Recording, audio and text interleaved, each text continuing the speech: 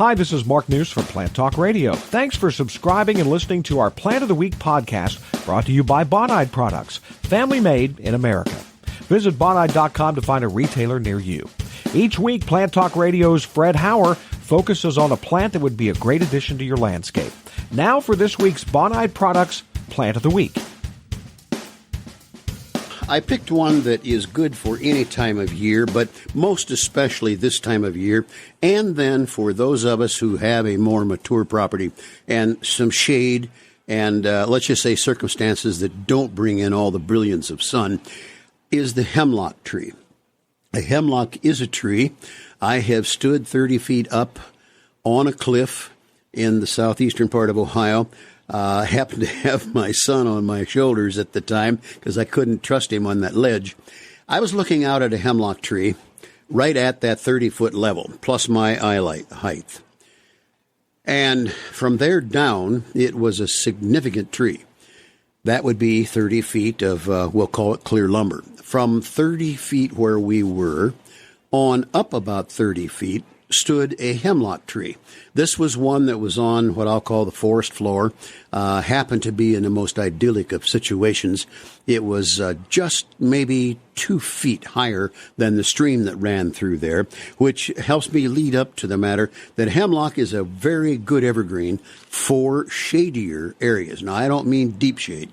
They have their limits. They will also, of course, take the sunshine. But at the same time, I mentioned this tree at 2 feet above stream level. That probably kept that tree in moisture through, rainfall and then the dissipation of the water of the stream out through the soil, capillary action up to the surface, etc. That happened to be, or had to be, a happy camper. 60 feet is much more than we need on most properties, but that tree would have had some age. And I'm going to tell you that I'm also familiar. It's now gone. It's been 30 years probably since it was taken out. But there was a driveway of significant length and up an incline that was lined with hemlocks that had been trimmed diligently each year for I don't know how long. At about 12 wide and 12 high. Now, not everybody wants to relish the thought of trimming a hemlock like that, but the couple that was there had been there in that home. I had a chance to talk with them several times. Had been in that home for a very long time. They did it themselves at one point, and they hired it done later. Then the new owner decided, whoa, way too much effort. But in that situation, out in clear sun on a hillside, but the rock flow, the strata of rock in central Ohio, brought water from the surface way on up by the house, cleared down through, trickling through the cracks and out on the level shale and so on, kept those rascals moist enough that they grew just like crazy. So, shade tolerant, manageable, or that is manageable at a given height, let's just say above 8 feet or at about 8 feet. And then it will deal with the height that's needed. I know of another place where I recommended them in a corner. The neighbors were fine people, but they had a family room with a whole row of windows that they would like some screen. That is, the neighbors would like some screening, as well as my client. So we put in some hemlocks there and a few other things, and now they don't have to worry about seeing each other. Yeah. And on top of that, it's a very fine light texture, a medium light green. It won't rimple your skin like a juniper will when you reach into it, so it's not hard to care for. And it has many attributes, except for one thing. You shall keep it moist, not wet. Remember the stream bed.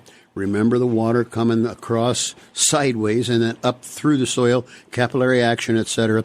So you have to keep the plant moist, especially in that period of, let's just say mid-July into October. It's not a big deal. It's just a matter of don't forget, especially in the first 3 years while they're becoming established. And from there on, they'll more or less take care of themselves, but I'd still keep an eye on it during a really droughty summer, which, unfortunately, some predictions do say we're going to have some droughty times. Do they like acidic soil? They do, Mark. I've put them in alkaline soils, and knowingly so, but where all the other factors were in place. But the plants where they grow natively, up along the shore of Lake Erie and down in the Hocking Hills area, are in a sandier, acidic soil. So that will be a significant benefit to them. But you can you can accommodate their needs by planting them properly. I like to put them up on just a slight mound. If the ball is, of a bigger tree, is 18 inches deep, I like to plant it just so maybe the top 4 inches of the ball is above the original grade, and then you kind of mound up and over that so that they're not sitting deep in our alkaline and heavy soils, and they get along just fine. Sound a little bit like rhododendron almost. Yes. Same As a matter of conditions. fact, it's the same as, and it's interesting that you mentioned that.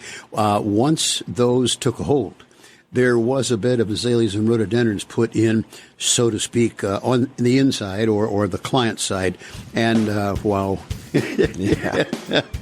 I should stop by and take a picture someday. Thanks again for listening to our podcast, brought to you by Bonide Products at Bonide.com. Plant Talk Radio offers other podcasts as well, including our daily Your Gardening Question podcast and our weekly Plant Talk Radio, all available on iTunes or your preferred podcast player. If you have a plant suggestion for Fred, send him an email, fred@planttalkradio.com.